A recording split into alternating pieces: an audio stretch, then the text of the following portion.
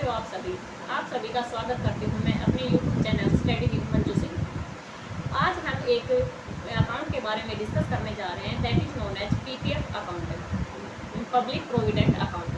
अब बात आती है कि लोग इस अकाउंट को क्यों खुलवाते हैं, लोग इस अकाउंट में इतना इंटरेस्ट क्यों लेते हैं कि हर कोई लग देखते हैं कि हर किसी का घर में हर मेंबर का एक पीपीएफ अकाउंट है। तो जी इसके पीछे जो बात है, लॉजिक है, वो है इंटरेस्ट रेट है। ठीक है कि जो पीपीएफ पे हमारा इंटरेस्ट रेट है वो 7.1% है, जो कि कहीं आपकी एफडी आरडी से ज़्यादा है, इसलिए लोग इस अकाउंट को खुलवाते हैं। दूसरी बात आती है कि ये अकाउंट है पूरी तरह से सेफ अकाउंट है, इस पर हमें कोई टैक्स नहीं देना पड़ता। इसमें जितना भी जो हमारे पास पैसा डिपॉजिट है वो एक तरह से गवर्नमेंट के विकास जो गवर्नमेंट है वो अपने डेवलपमेंट के बारे में लगाती है। ठीक है, अब बात आती है कि जो क्या 7.1 रेट ऑफ इंटरेस्ट है वो क्या पूरी साल 7.1 ही रहेगा? तो जी ऐसा बिल्कुल भी नहीं है, ये हर 3 महीने में चेंज होता रहता है पीपीएफ अकाउंट के ऊपर। आगे बात आती है कि इस अकाउंट में हम कौन कौन खाता खोल सकते हैं। तो इसमें अकाउंट आप एक नवजात शिशु से लेकर अडल्ट तक हम इसमें अपना अकाउंट खोल सकते हैं। ठीक है, बात होती है कि जब तक हमारा नवजात शिशु अपने 18 साल तक अपनी एज अटेन नहीं कर लेता है तब तक उस अकाउंट को हैंडल उसके पेरेंट्स करते हैं।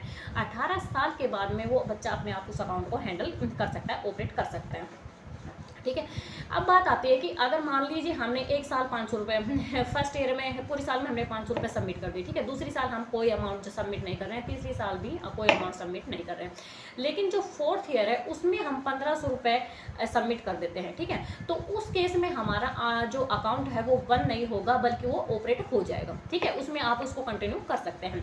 अगर आपने एक साल में 500 रुपये भी सबमिट नहीं की तो उस केस में हमारा जो अकाउंट है वो बंद हो जाएगा और उसमें हमें पेनल्टी भी देनी पड़ेगी। ठीक है, आगे बात आती है कि अगर इसका टाइम पीरियड कितना है, मैच्योरिटी टाइम पीरियड कितना है, तो जो पीपीएफ अकाउंट का मैच्योरिटी टाइम पीरियड है वो है 15 साल।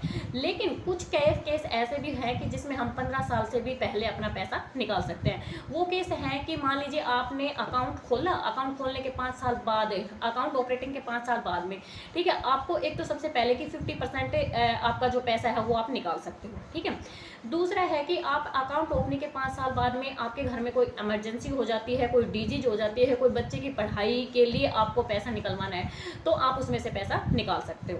ठीक है, अब बात आती है कि अगर अकाउंट ऑपरेटिंग के 2 साल बाद में आप उस डिपॉजिट के अगेंस्ट में आप इस अकाउंट के ऊपर लोन भी ले सकते हो, और वो लोन कितना ले सकते हो, आपका जो जितना डिपॉजिट है उसका 25% तक आप इस अकाउंट में लोन ले सकते हो। ठीक है, लेकिन आपको एक बात याद रखनी पड़ेगी कि जो आप इस डिपॉजिट के अगेंस्ट में जो लोन ले रहे हो उसके ऊपर आपको 1% रेट ऑफ इंटरेस्ट है वो ज़्यादा पे करना पड़ेगा। जिस अमाउंट से आपने लोन लिया था उससे आपको 1% रेट ऑफ इंटरेस्ट ज़्यादा पे करना पड़ेगा। ठीक है, अब बात आती है कि अकाउंट है वो हम सिंगल भी खोल सकते हैं, ज्वाइंट भी खोल सकते हैं। ठीक है, ज्वाइंट जैसे कि हम अपने बच्चे और पेरेंट्स का ज्वाइंट अकाउंट हो जाता है। ठीक है, अब बात आती है कि हमारे पास, अब हम बात करते हैं पीपीएफ अकाउंट पर टैक्स देना पड़ता है नहीं देना पड़ता।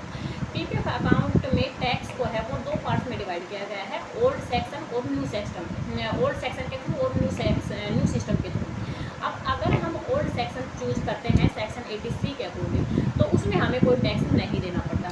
सपोज करो कि आप साल के 5 लाख रुपए कमाते हो। ठीक है, उसमें से 5 लाख में से 1.5 लाख रुपए आप पीपीएफ अकाउंट में डालते हो तो उस 1.5 लाख पर आपको कोई टैक्स नहीं देना होगा। ठीक है, अगर हम न्यू सिस्टम को फॉलो करते हैं और सपोज करो कि हम साल के 5 लाख रुपए कमाते हैं तो उनमें से अगर हम 1.5 लाख रुपए पीपीएफ अकाउंट में डाल रहे हैं तो हमें उस 1.5 लाख के ऊपर हमें टैक्स पे करना होगा। अब आगे बात आती है कि पीपीएफ अकाउंट के कुछ इंपॉर्टेंट पॉइंट्स हैं जो हम थोड़ा सा रिवाइज कर लेते हैं। जस्ट लाइक इसमें जो हमारे पास रेट ऑफ इंटरेस्ट है वो एफडी आरडी से कहीं ज़्यादा है पीपीएफ अकाउंट में। ठीक है, अगली बात आती है कि इसमें अकाउंट हम नवजात शिशु से लेकर अडल्ट तक कोई भी इसमें अकाउंट खुलवा सकता है। ठीक है, तीसरी बात आती है कि इस अकाउंट में जो हम 1.5 लाख से रुपए अगर ज़्यादा सबमिट करेंगे, डिपॉजिट करेंगे तो उसमें हमारी गवर्नमेंट ऑफ इंडिया है वो हमें कोई रेट ऑफ इंटरेस्ट पे नहीं करेगी। ठीक है, इस अकाउंट में हम इमरजेंसी में भी अपना पैसा निकाल सकते हैं या फिर हम 2 साल के बाद में अपने इस अकाउंट के अगेंस्ट में हम लोन ले सकते हैं। तीसरी आगे बात आती है कि इस अकाउंट में हम पैसा डिपॉजिट करके अपना फ्यूचर सेव कर सकते हैं। जो सबसे इम्पोर्टेंट बात है, सबसे इम्पोर्टेंट पॉइंट है इस अकाउंट का, वो है ये है कि अगर हम इसमें पैसे महीने के महीने की 5 तारीख से पहले यानी कि महीने के फर्स्ट वीक में डिपॉजिट कर देते हैं तो हम इसमें रेट ऑफ इंटरेस्ट ज़्यादा कमा सकते हैं। ठीक है, आगे बात आते हैं कि इस अकाउंट में हम कितनी बार भी ट्रांजेक्शन कर सकते हैं साल में। पहले रूल था कि हम साल में 12 बार ही पैसे डिपॉजिट कर सकते हैं, लेकिन अभी ऐसा कोई रूल नहीं है। हम इस अकाउंट के थ्रू साल में कितनी भी ट्रांजेक्शन कर सकते हैं। अब इसका अमाउंट कैलकुलेट करते हैं इस अकाउंट का। सपोज करो कि आप 15 साल तक इस अकाउंट में हर साल 1.5 लाख रुपए डिपॉजिट कर रहे हो। ठीक है, 7.1 रेट, जस्ट सपोज 7.1% अगर हमारा रेट ऑफ इंटरेस्ट रहता है 15 साल तक, तो आप इसमें जो अर्निंग करोगे 15 साल के बाद में वो अप्रोक्सीमेट 40 लाख के करीब आप अपना पैसा निकाल सकते हो, पैसा रिटर्न ले सकते हो, जिसमें आपको कोई भी टैक्स पे नहीं करना पड़ेगा। ये एक तरह से बिल्कुल टैक्स फ्री है। अब अगर आपको ये वीडियो पसंद आई तो please like share and subscribe जरूर करना। मैं आगे ऐसे ही इन्फॉर्मेटिव वीडियो आपके लिए लाती रहूँगी।